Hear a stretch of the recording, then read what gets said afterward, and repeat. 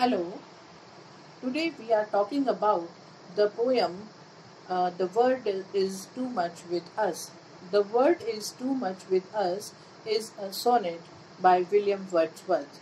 It published in 1807 and it is one of the central figures of English Romantic movement. The poem laments the withering connection between humankind and nature, blaming industrial society for replacing that connection with material pursuits. Wordsworth wrote the poem during the first industrial revolution, a period of technological and mechanical innovation spanning the mid 18th to early 19th centuries that thoroughly transformed British life. Now we come to the summary of the poem. The material world, that of the city, our jobs, our innumerable financial obligations, controls our lives to an unhealthy degree. We are always rushing from one thing to the next. We earn money one day just to spend it the next day. The result of this that we have destroyed a vital part of our humanity. We have lost the ability to connect with and find tranquility in nature. In exchange of material gain, we have given away our emotions and liveliness. This ocean that reflects the moonlight on its surface and the peaceful windless night, which is like flowers whose petals are folded up in the cold. These natural features still exist, but we just cannot appreciate them. Our lives have nothing to do with rhymes of the natural world. As a result, those rhymes have no emotional impact on us. Then we talk about the theme of the poem, which discusses about the main idea, that is nature, materialism and loss. In this poem, the speaker describes humankind's relationship with the natural world in terms of loss. That relationship once flourished, but now, due to impact of industrialization on everyday life, humankind has lost the ability to appreciate, celebrate, and be soothed by nature.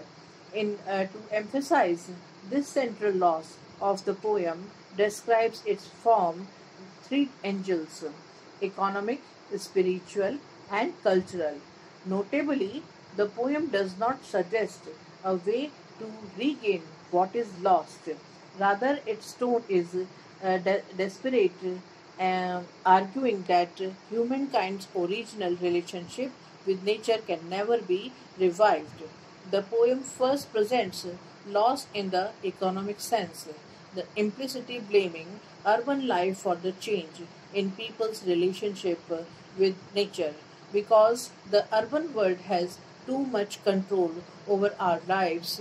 We are always late and soon or getting and spending. Modern humans are always losing time or money. As working people in an increasingly urban area, their lives are structured by never ending senses of appointments and transactions. This lifestyle comes at a price. It destroys our power to identity with nature or to appreciate the world around us. By focusing their powers on material objects, people grow unaware of their wider and arguably more important surroundings. The result is that nothing in nature or elsewhere is ours. This is world where everything, be it a house, stocks in a company, or a loaf of bread, it can be won or lost in an instant. The poem next dwells on spiritual loss, though without forgetting that loss, economic languages, people gives something away in exchange for something else. The price of material gain and industrial progress is human heart itself, a symbol of life and emotion. In exchange, what people gain is sordid, it is dirty and immoral. The speaker suggests that this loss of humanity outweighs the material gain. The result, we are out of tune, and nature moves us not. In the final lines, the poet describes a cultural loss, and its tone is resignation. Resignation suggests the loss is permanent. The speaker invokes Greek paganism, introducing a version of society in which nature played a longer role in human life. But the pagan tradition is a creed outward one, it is a relic and no longer useful. Once the speaker acknowledges the uselessness of past traditions, his or her wishes come across as more fanciful than serious. I would rather be a pagan, and so might I do not represent what the speaker believes is possible, but rather what he or her she wishes were still possible. As a member of modern society, the speaker cannot access nature in a way to make him or herself less forlorn. This does not mean that nature has been destroyed. The pleasant Lee still exists. It just does not soothe the speaker at this moment of emotional despair. The best he or she can do is imagine a past that, in its fullest form, is lost and inaccessible. Now, there is a comparison, the individual versus society. The poem explores how modernity has eroded not just people's connection to nature, but also people's sense to individual identity and agency. The poem subtly suggests that modern city life has led to a sort of uniformity of experience, and that individuals are powerless and resist society's homogenizing effects.